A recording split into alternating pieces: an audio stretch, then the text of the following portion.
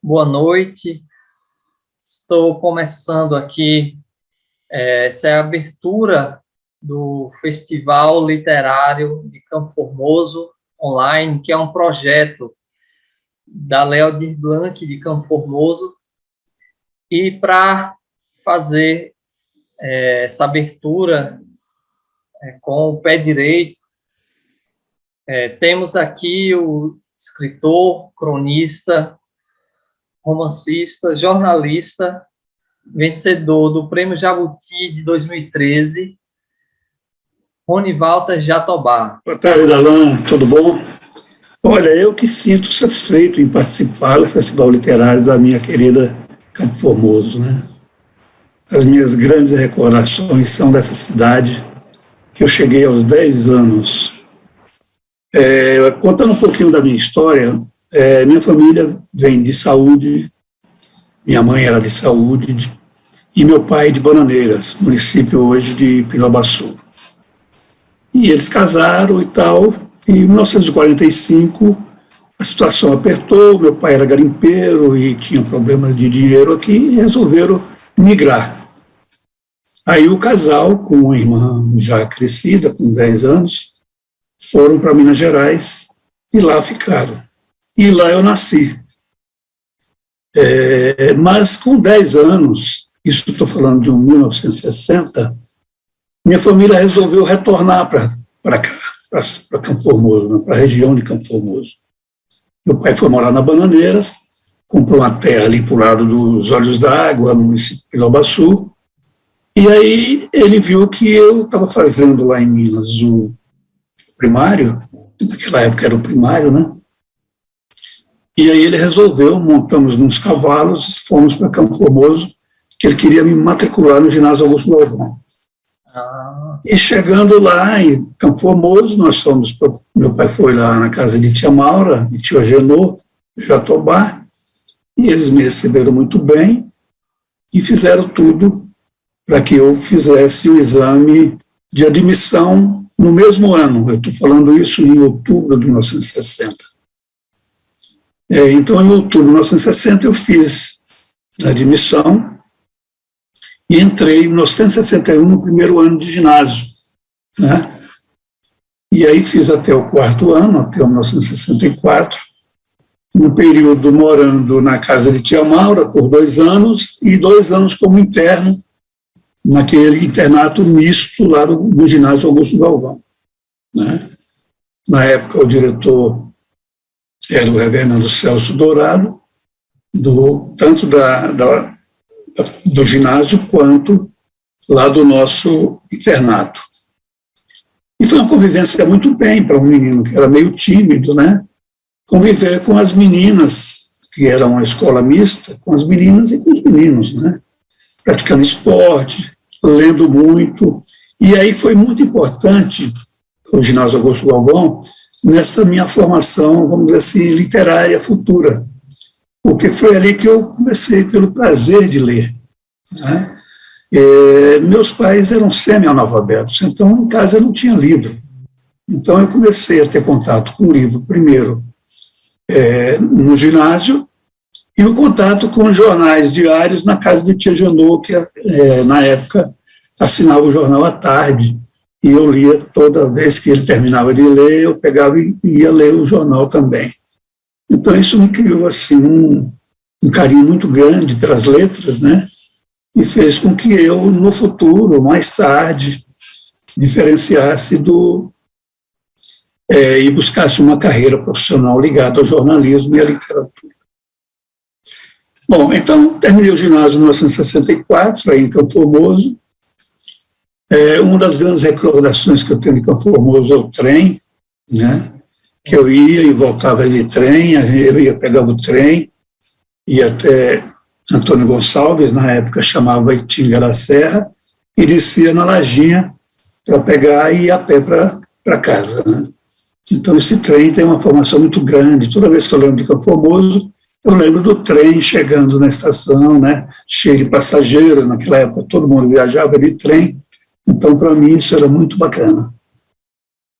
Agora, aí chegou 64, eu terminei o ginásio, e meu pai não podia me dar, não tinha condições financeiras para me mandar para Salvador, por exemplo, para fazer o curso, naquela época, o curso colegial.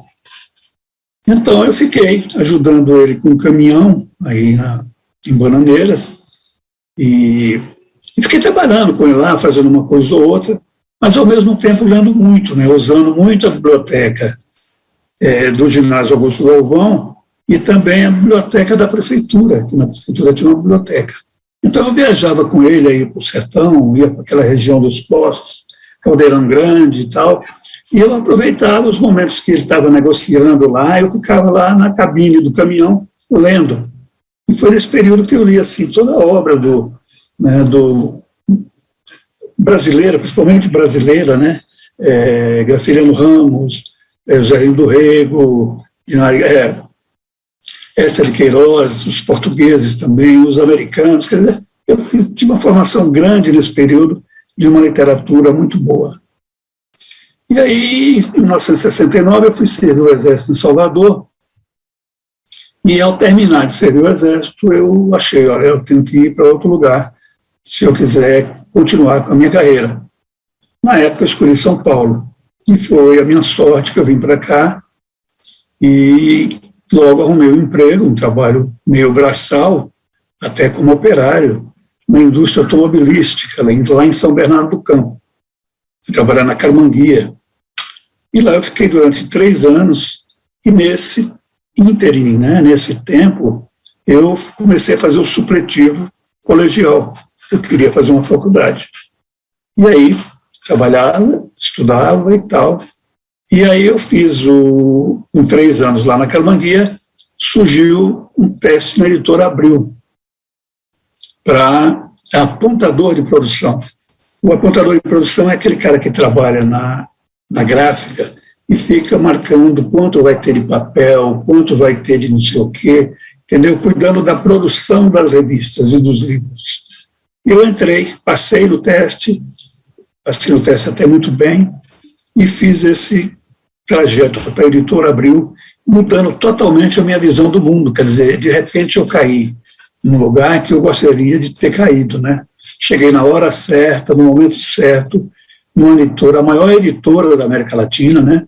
E abrindo assim as portas para mim. E foi lá que eu comecei a fazer jornalismo, e comecei a trabalhar também como jornalista na Editora Abril, e saí de lá anos depois, mas fui editor de revista, fui editor de fascículos, fui editor da revista Boa Forma, da revista Saúde, do fascículo Nosso Século, e trabalhei em várias outras revistas, principalmente também as revistas infantis, né, que naquela época vendia muito. E nesse tempo eu comecei a fazer a faculdade de jornalismo. Eu fiz a FIAN, e aí fazia, para mim, era mais um aprendizado, porque eu tinha a prática na Abril e tinha a teoria na faculdade de jornalismo. Mas aí também eu resolvi, incentivado, né, por professores, e até vou fazer um adendo, os professores foram muito importantes na minha vida literária, porque uma das pessoas que muito me incentivou aí em Campo Moço foi a professora Loide, né? E ela que me incentivou a fazer assim os meus primeiros versos e tal, e eu nunca me esqueço disso. E lá, na Faculdade de Jornalismo, foi outra professora, Maria Eduarda, e ela era uma professora de língua portuguesa, e ela começou a ler meus contos, me incentivar, e diz, Nivaldo, manda teus contos para as revistas literárias, né? E naquele momento, estou falando aqui de 1978, 76, 77, final dos anos 70, existiam muitas revistas literárias, tanto no Rio como em São Paulo. E eu mandei 2 contos, um para uma revista em São Paulo e outro para a revista literária no Rio de Janeiro. E ganhei os 2 concursos, né, como o melhor conto enviado. E isso abriu assim, eu falei, eu acho que eu sei escrever, né? E a partir daí eu continuei trabalhando como jornalista, mas também fazendo os trabalhos literários, né? Foi aí que eu publiquei o primeiro livro, chamado Sabor de Química, que narrava as minhas experiências em São Miguel Paulista, que é um bairro paulistano cheio de nordestinos, onde eu vivi 3 anos, e onde existia uma fábrica chamada Nitroquímica, por isso que o título, Sabor de Química. E esse livro ganhou o primeiro lugar no concurso Escrita de Literatura, em 1978. E aí toquei esse livro e comecei também, além de trabalhar na Abril, escrever para os jornais alternativos, naquela época, jornais de esquerda, que faziam até resistência ao regime militar da época, né? Aí eu escrevia em Movimento, Jornal Movimento, no Jornal Versus, e comecei a fazer uma crônica mensal no Jornal Versus, chamado Crônicas da Vida Operária. E aí, com um certo tempo, eu reuni todo esse material e mandei para o concurso Casa das Américas em Cuba, e fiquei como finalista lá nesse concurso. E esse livro deu uma projeção muito grande, porque, na época, o jornalista Fernando Moraes, né, que recentemente publicou até uma biografia do Lula, ele fez o prefácio e falou muito bem do livro, né? Esse livro vendeu muito, tanto que saiu em capa dura pelo Círculo do Livro, né? Tem uma edição em capa dura pelo Círculo do Livro. E aí eu voltei e continuei a escrever, né? Continuando e trabalhando na imprensa para sobreviver, porque a literatura, infelizmente, não dá para sobreviver totalmente, né? A gente ganha uns trocados, mas é muito difícil de viver de literatura no Brasil. Sim. E aí publiquei crônicas da nordestinas, publiquei 5 livros de infantis, né, infanto-juvenis, tanto que um foi adaptado pelo Ginásio Augusto Galvão, né, que é o Viagem ao Outro Lado do Mundo, e Alguém para Amar a Vida Inteira. E também escrevi um livro também chamado Rios Sedentos, que fala de uma represa aí no sertão da Bahia, que foi criada e desaparece como uma cidadezinha histórica, né? E também fez outro livro chamado Viagem à Montanha Azul, que é um livro para crianças, que conta as peripécias de 3 meninos aí em Bananeiras, né? Então você vê que a minha raiz está bem nessa região, né? Eu sempre escrevo pensando nisso.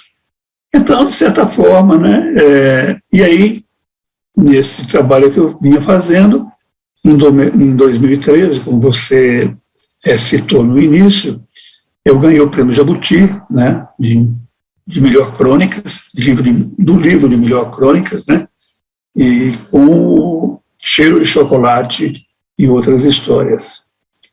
E de lá para cá venho escrevendo.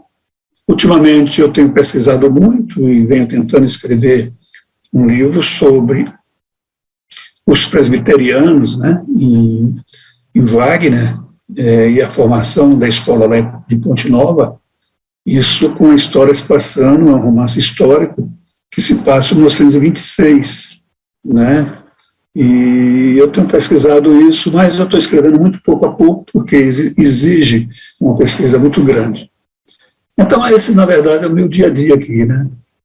Sim, muito bem. Gostei. Eu não quis interromper mesmo, para poder ficar esse registro, assim, de você mesmo fazendo esse resumo, né, da sua carreira e da sua história, para poder ficar bem claro, assim. Quando eu falava para as pessoas, eu quero trazer aqui um escritor, Ronivaldo Jatobá, que já ganhou o prêmio Jabuti, né, ele estudou aqui no Augusto Galvão, tá? E as pessoas, é sério, tipo, até quem escreve, tal, alguém aqui que já, daqui de Campo Formoso, já estudou no Augusto, ganhou esse prêmio, as pessoas ficam sem acreditar. Então, quer ver?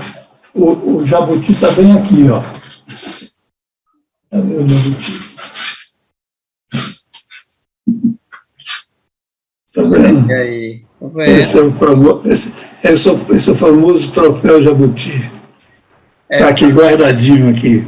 Muito bem. Para quem não sabe, né, o Prêmio Jabuti é o prêmio mais tradicional do Brasil, né, da Sem literatura. dúvida. Eu já tinha sido finalista em 2 vezes, entendeu? Porque é um funil, né? O Prêmio Jabuti, ele escolhe os 10 melhores primeiro de uma leva de 300 livros que são publicados naquele ano, né?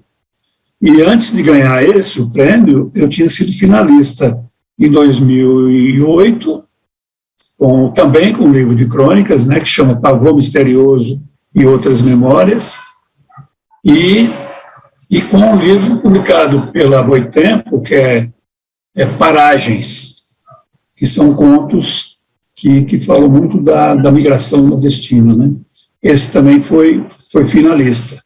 Então, agora o prêmio mesmo eu fui ganhar só em 2013, né? Eu escrevi um livro, né? Coloco entre aspas, porque ele é uma série e é um livro, e, na verdade, o livro ele é mais o roteiro da série, né? É uma mistura. Que eu tive a ideia de colocar um capítulo escrito e, ao mesmo tempo, a pessoa assiste aquele capítulo, né? Uma coisa, uma mistura, uma ideia diferente. Mas quando eu fui pesquisar na internet como publicar o livro e tal, aí tinha, assim, uma página, tipo, nós ajudamos você a publicar o livro, você não vai ganhar o Jabuti, né, tipo, aí já é querer demais, mas nós garantimos divulgar para o Brasil e tal, então colocando assim como se fosse algo muito distante. Interessante. Mas, então, como eu estava falando, a ideia é justamente essa, colocar para as pessoas conhecerem, né? Porque, principalmente nessa área da literatura, não tem, assim, aquela questão midiática, né? Tem vários que estão também começando e pouca gente conhece na poesia, na literatura, como em geral, na literatura tem essa dificuldade, né, da questão da divulgação nas mídias, ainda mais nas redes sociais. A literatura ela é tratada como uma arte menor na mídia, né? Você vê que aparece poucos, até mesmo os cadernos culturais, né, que existiam nos anos 50, 60, 70 até, né, acabaram, quer dizer, o Estado de São Paulo aqui trazia um caderno cultural todo sábado, o Jornal do Brasil, né, e eu recebi muito, vamos dizer assim, eu fui bem recebido por essa mídia, né? Eu tenho várias resenhas, críticas, né, que saíram nos maiores jornais do país, né? A Veja, Jornal do Brasil, Globo, às vezes matéria de página inteira. Mas o Jornal Globo não chega na Bahia, né? Então tem isso também, né? A dificuldade, a gente não tem a mídia da televisão. Então, hoje, para você conseguir chegar nos lugares, você precisa ter a mídia TV, né? Mas aqui eu tive uma repercussão muito grande com meus prêmios, né? Sim. E, infelizmente, agora, que é uma coisa que eu fico muito agradecido, é que eu estou tendo uma resposta muito grande nas teses de doutorado e mestrado sobre a minha obra, né? A Universidade do Paraná, Federal do Paraná, tem feito trabalhos maravilhosos, né? Agora mesmo acabou de sair um trabalho sobre um conto meu, que foi publicado na Universidade de Coimbra, publicado por 2 autores, um da Universidade de Milão e o outro da Universidade do Rio Grande do Sul. Eles fizeram uma parceria escrevendo um texto, uma crítica, né, sobre um trabalho meu. Então, isso está havendo uma repercussão muito na universidade, né? A Unesp, por exemplo, já tem 3 professores que fizeram doutorado na minha obra. Então, esse é um prazer muito grande para o escritor, né? Porque, às vezes, você escreve alguns livros e fica totalmente esquecido, né? E a universidade, ela preserva essa memória do escritor, né? Sim. Então, você, tanto em entrevistas como em antologias, né? Eu já saí em várias antologias, por exemplo, na Alemanha, antologias na França, antologia na Itália, entendeu? Então, isso é que dá uma repercussão maior ao escritor. Essa memória que guardam de você. e teu livro não perece, né? Quer dizer, esse livro não morre, ele continua a ser lido para sempre, que um professor passa para outro e tal, né? A semana que vem mesmo eu vou fazer uma palestra também por áudio para uma escola de João Boulevard, em Minas Gerais. Eles me descobriram, duas professoras me descobriram e me chamaram para fazer uma palestra para os alunos, né? Via o meio virtual, e conversando com os alunos. Isso eu gosto muito, entendeu? Porque hoje em dia, com o problema da pandemia, você falar com os alunos pelo meio virtual é uma maneira boa de ter um contato, né? O leitor com o autor. Então, esse contato eu gosto muito de fazer, não é? Sim, e exatamente, porque se a gente levar, né, essa informação para os alunos, eles se interessam e serve de incentivo, né? Tipo, você citou aí a professora Loide, que é conhecida aqui em Campo Formoso, né? Ela é mãe da nossa amiga Cardênia, né? O Marcos Leite, inclusive eu vou entrevistar ele também aqui no festival, que também já fez alguns livros, é poeta. Eu me lembro também, viu, da professora Loide Bastos, né? O professor José Lira, né? O marido dela, que eu adorava, né? Que também a família era de Bananeiras. O professor Domingos Dantas, né? O doutor Domingos Dantas, que era um advogado, mas era muito ligado à literatura. Ele tinha uma biblioteca, eu acho que a filha dele atualmente cuida dessa biblioteca, né? E ele tinha um amor pela literatura muito grande, né? E eu cheguei a usar a biblioteca dele até para pedir livros para ler, né? E sem falar das figuras maravilhosas aí da minha época, né? Dr. Regis, do professor Floriano Regis, quer dizer, sabe, eu tenho uma lembrança muito grande de Campo Formoso, porque toda vez que eu penso na minha carreira profissional como jornalista, e vamos dizer assim, e como escritor, o meu retorno é Campo Formoso, entendeu? Porque está tudo ligado a Campo Formoso, entendeu? Eu tenho até pouca memória da cidade que nasci, né, em Minas, que se chama Campanário. Não me lembro de muita coisa, né? Quer dizer, toda a minha infância está centrada em Campo Formoso e na região, entendeu? Que foi o período, acho que o período mais criativo e o período mais bonito, né, da minha trajetória da adolescência, né?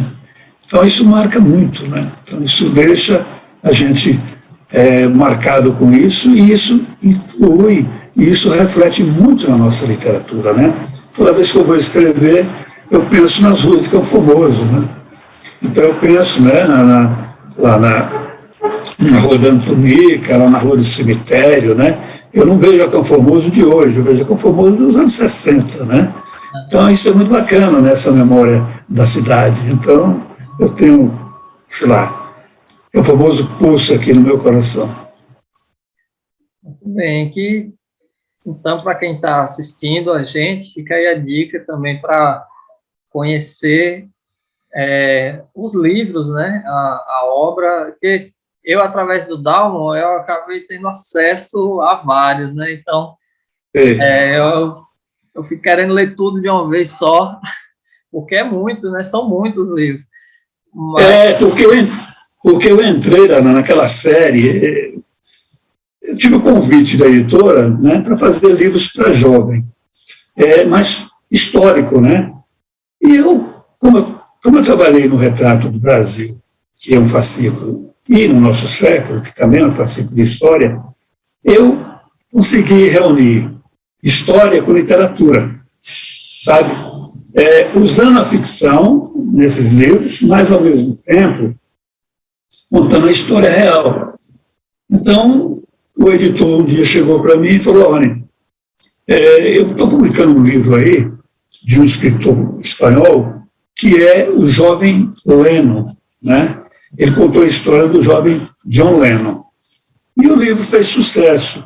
Aí o editor perguntou para mim: você não gostaria de escolher alguém para escrever? Eu digo, posso escolher? Ele disse, pode, então eu vou escolher. Eu escrevi o Che Guevara. Aí foi o meu primeiro. Aí eu fiz o livro do Che Guevara. E coincidiu que o livro saiu e saiu também o filme, né? Feito até pelo brasileiro lá, né? O filme acho que chama Viagem de Motocicleta. Que é aquele período que ele faz as viagens de motocicleta pela América Latina, né? E aí o livro saiu, fez um sucesso bom e tal. Aí depois ele falou, pode escolher mais. Aí eu peguei Juscelino Kubitschek, que eu gostava, né? Que para mim foi um dos grandes presidentes brasileiros. Peguei o Luiz Gonzaga, que eu também uma pessoa que eu admiro muito, que a cultura do Gonzaga é universal, né? E reflete aí na cultura nossa, fica famoso, todo mundo.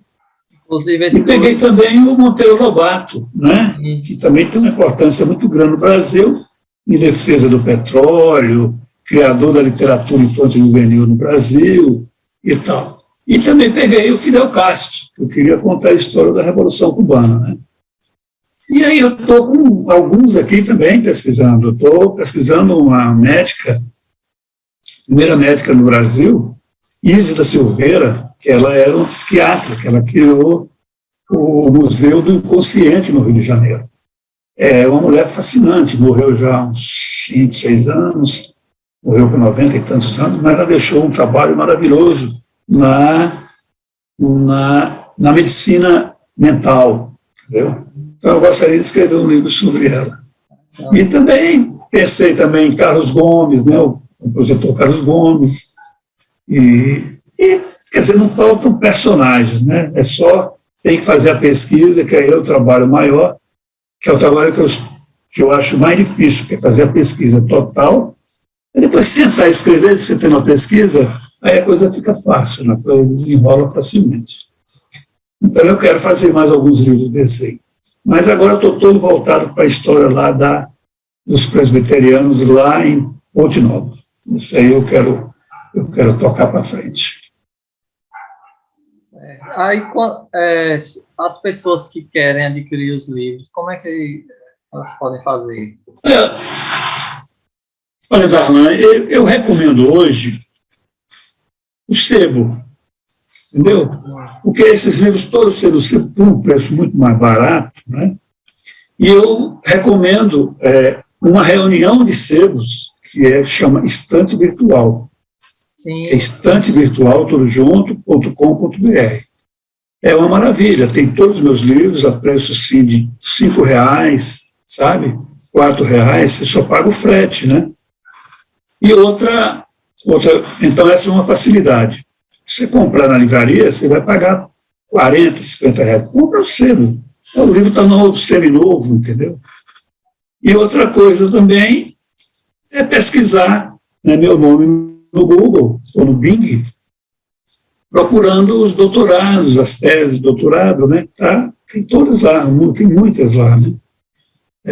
Falando sobre esse trabalho meu realizado e servindo para doutorado e mestrado, né? Então, tem essa facilidade hoje com os meios virtuais, você tem essa facilidade, né? Então é isso. Então, estamos tocando aqui, estou torcendo aí para vocês fazerem um festival literário bem bacana, né?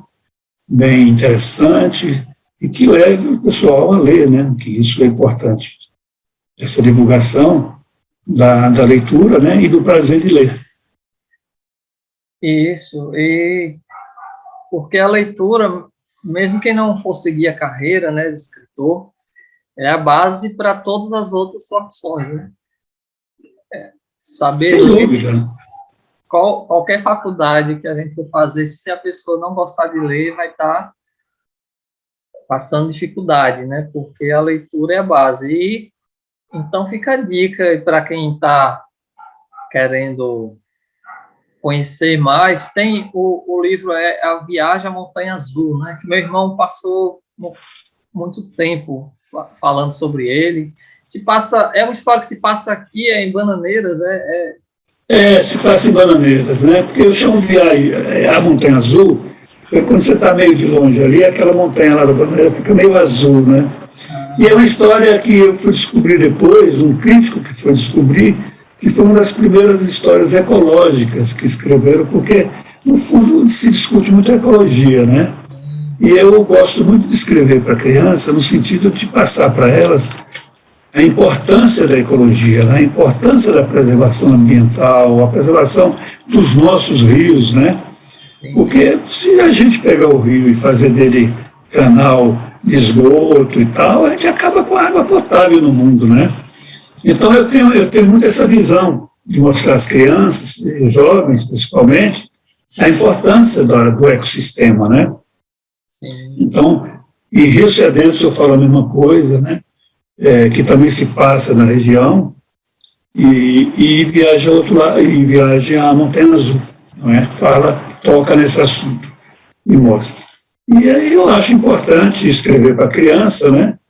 E para jovem, e descobri isso depois que eu tive filhos, né? Eu tenho 2 filhos, um faz cinema e o outro faz show business, os 2 moram na Austrália, né? E vivem disso, gostaram, aprenderam a ler comigo, eu incentivei muito, né, a leitura para eles, e até hoje eles às vezes me servem até de leitores, né? Antes de eu publicar, eu passo alguma coisa para eles lerem, né? Porque eles têm uma noção muito boa de leitura, nunca escreveram. O meu filho mais novo, o Lucas, ele escreve roteiros, né? Ele é roteirista também, mas nunca se encarou um livro de ficção, um romance e tal, ele faz roteiro de cinema.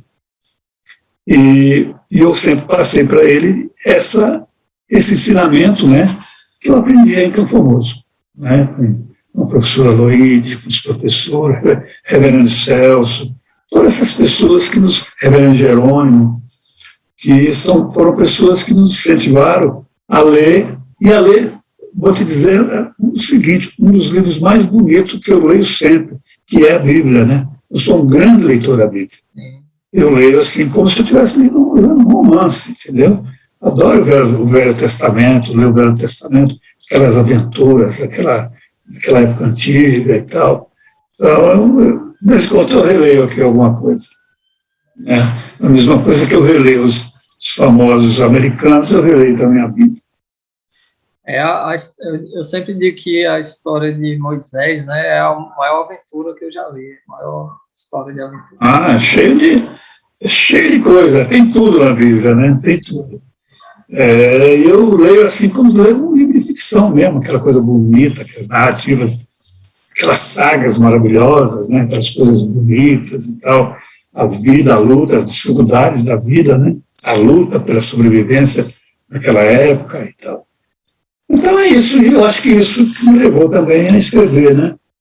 Um dado também que me levou a escrever muito, eu sempre falo da questão da experiência, né? A experiência é muito importante para quem quer escrever, né? A experiência e a vivência.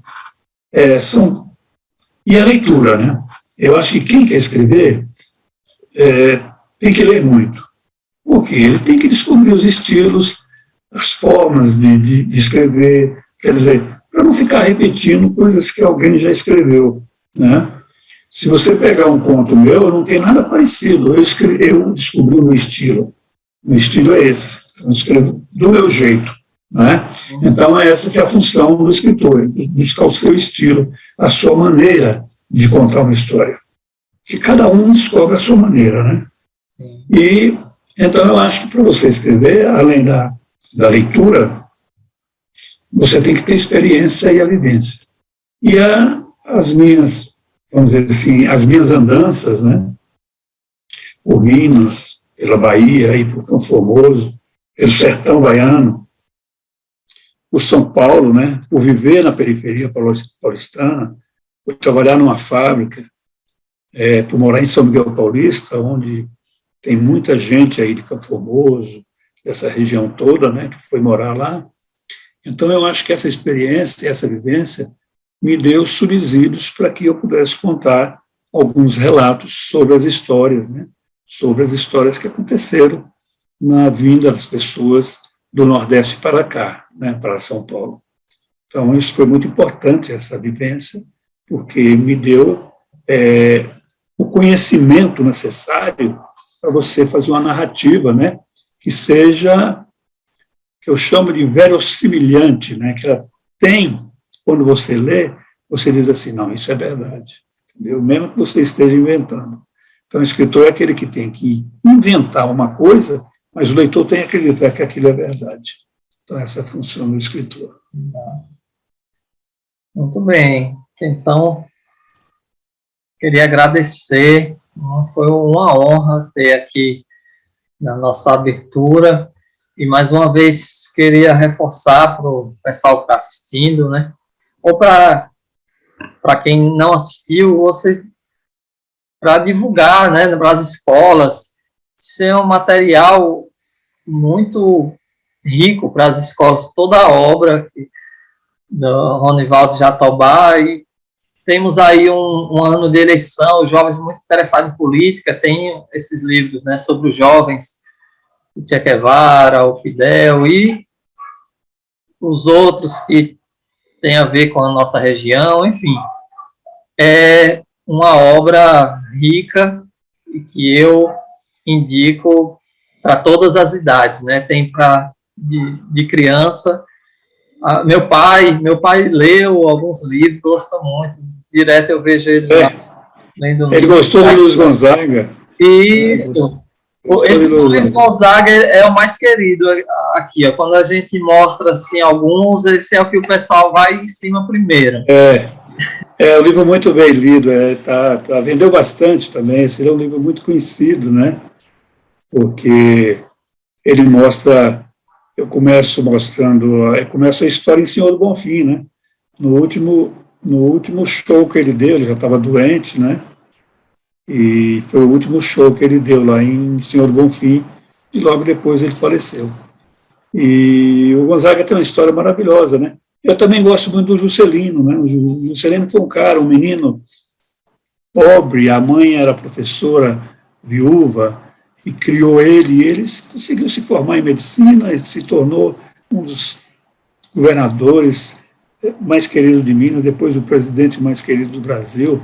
Quer dizer, então esses livros mostram mais ou menos, né, para os jovens, como as pessoas começam do nada, né?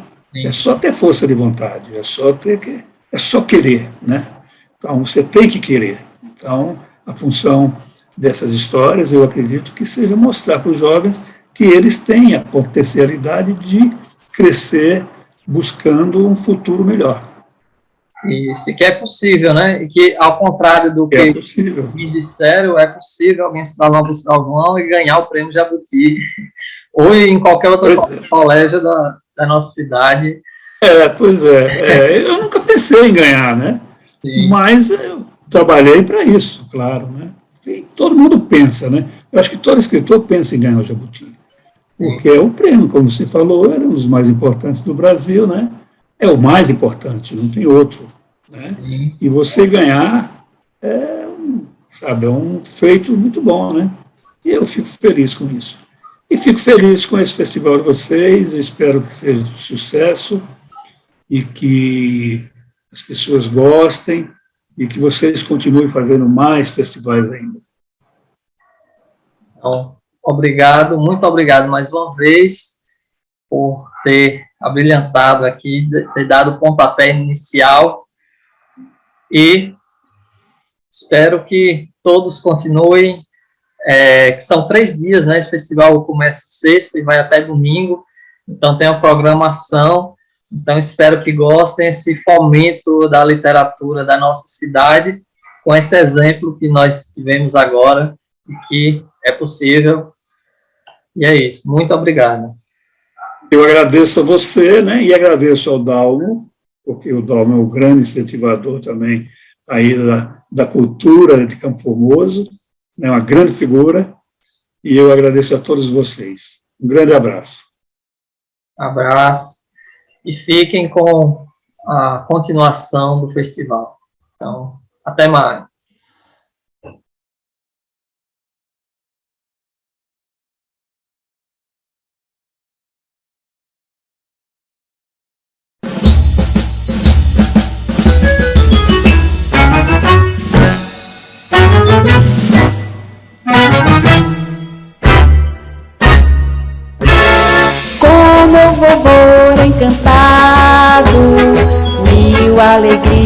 mais vou ter.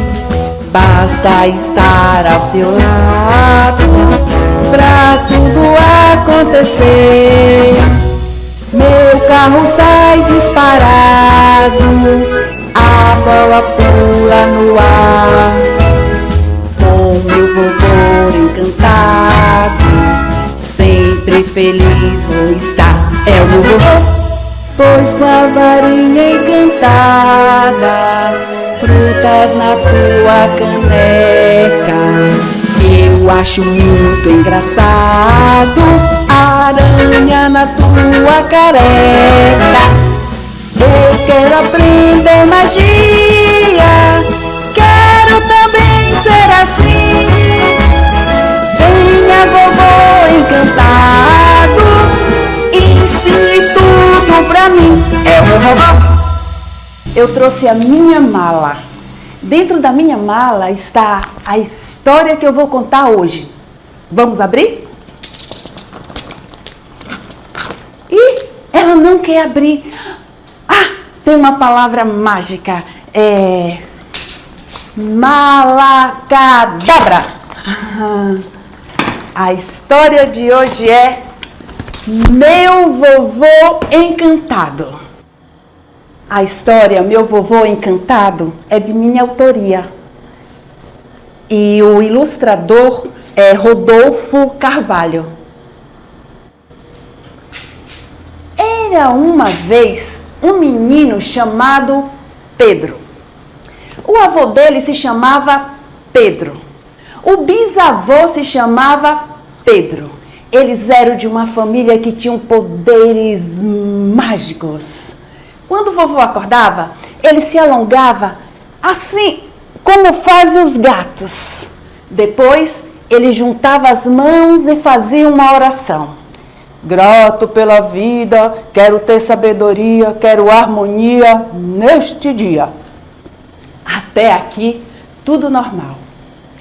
Vovô chamava Pedrinho e pegava na mão e juntos iam até a cozinha.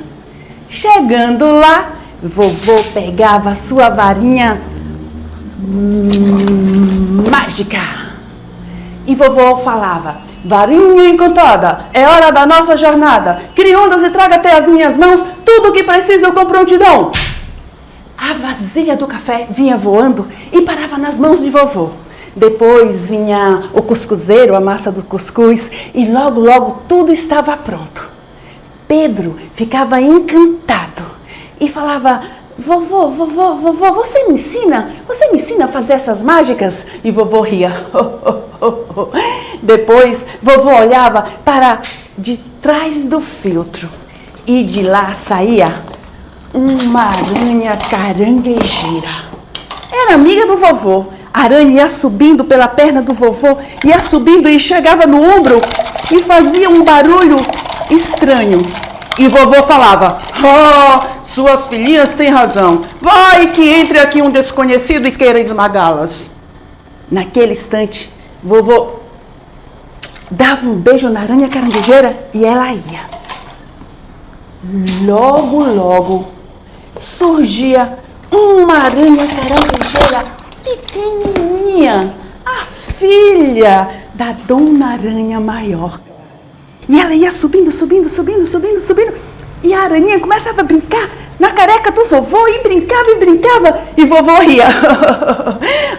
Você já é minha amiga? Tem razão, tem que ter cuidado. Há pessoas que não gostam de ver nenhum aracnídeo e vão logo matá-la.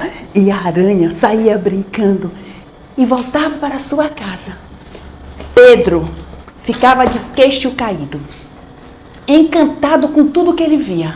E ele falava: vovô, um dia você me ensina, vovô? E vovô falava: sim, Pedro.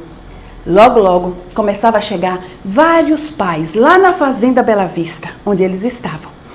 E os pais traziam bebês que vinham chorando, eles estavam doentes.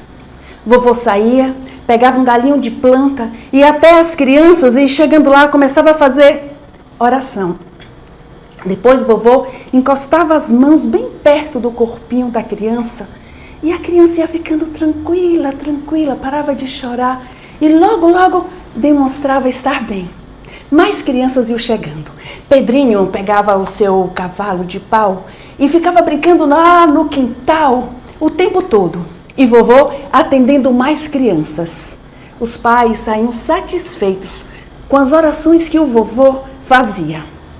Depois, vovô lembrava de Pedrinho e falava: Pedrinho, meu neto, venha, vamos lanchar. Pedro largava o cavalo lá no meio do quintal e vinha correndo. Vovô pegava a varinha mágica e quando chegava à cozinha ele falava: varinha encantada, é hora da nossa jornada. Crie ondas e traga até as minhas mãos tudo o que preciso com prontidão. A porta da geladeira abria, saía de lá uma vasilha com leite que vinha voando e derramava no copo do liquidificador. Depois, 3 bananas amarelinhas tiravam suas cascas e pulava dentro do liquidificador. Logo, vovô ligava o liquidificador e a vitamina estava pronta. Pedro ficava olhando para o vovô e ficava encantado. E vovô falou para ele: Pedro, vá buscar os copos, vamos tomar a nossa vitamina. Pedro saía parecendo um robozinho teleguiado, encantado com tudo que ele tinha visto. Quando ele voltou, ele criou coragem. E ele disse: vovô, me ensina, vovô, eu quero fazer, sabe, vovô, os objetos se movimentarem. Vovô, eu quero fazer chover, vovô, eu quero fazer chover. Vovô, eu quero falar com os animais. E vovô olhou para Pedro com expressão diferente. Depois ele foi aliviando, abriu um sorriso e disse: meu neto, você com 7 anos, querendo aprender a magia dos grandes magos, meu neto. Vovô, você me ensina? Calma, Pedro, sim, eu vou ensinar. Pedro, você precisa olhar o movimento das folhas, sentir o cheiro das flores, as formas das flores. Pedro, você precisa ver a folha quando mexe, quando balança, quando o vento bate. Pedro, meu neto, você precisa olhar para o universo e ver a estrela que passa e fazer um pedido. Olhar para os gestos das pessoas, Pedro. E Pedro falou: só isso, vovô? Sim, Pedro, amar a natureza. Pedro saiu correndo, foi até o quarto dele e pegou uma camisa grande que ele tinha e colocou. Depois ele foi até o quarto do vovô, correndo, pegou a varinha do vovô, colocou o chapéu e disse: varinha encantada, é hora da nossa jornada. Crie ondas e traga até as minhas mãos tudo o que preciso com prontidão. O carro de Pedro saiu em alta velocidade, a bola saltitando. E vovô chegou na porta, quando olhou e... Pedro, meu neto, brincar é uma grande magia. Pedro veio correndo, abraçou vovô e disse: eu te amo tanto, vovô. E vovô falou para Pedro: eu também, Pedro. E terminou assim a história de Pedrinho e seu avô Pedro, que eram felizes todos os dias lá na fazenda Bela Vista. E agora, minha gente, que a história terminou, bata palmas de alegria, diga que vai se gostar.